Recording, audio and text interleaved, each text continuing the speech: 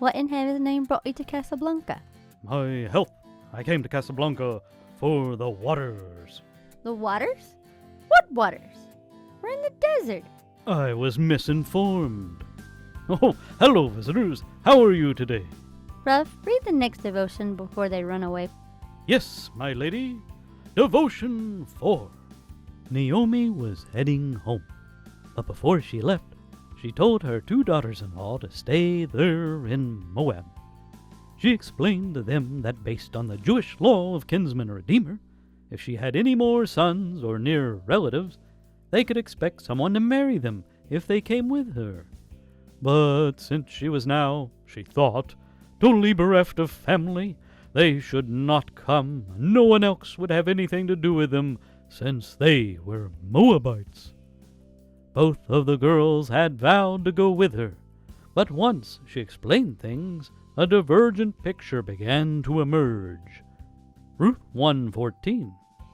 And they lifted up their voice and wept again. And Orpah kissed her mother-in-law, but Ruth clave unto her. Kissed, clave. Orpah demonstrated emotion. Ruth demonstrated devotion. Emotion is always the easier of those 2 things.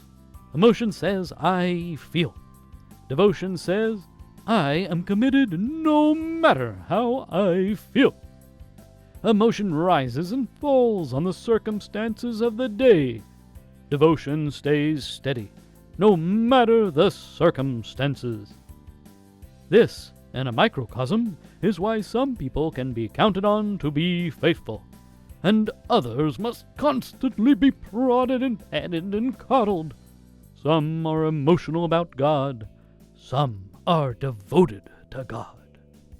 Do examine your walk with God. Is it emotion-based or devotion-based? Are you merely kissing Him, or are you truly cleaving to Him? Emotion will carry you only to the border of Moab.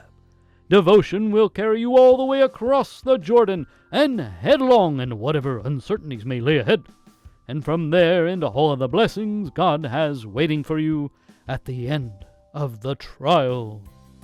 Well stated, don't you think, Cleo? Emotions come and go.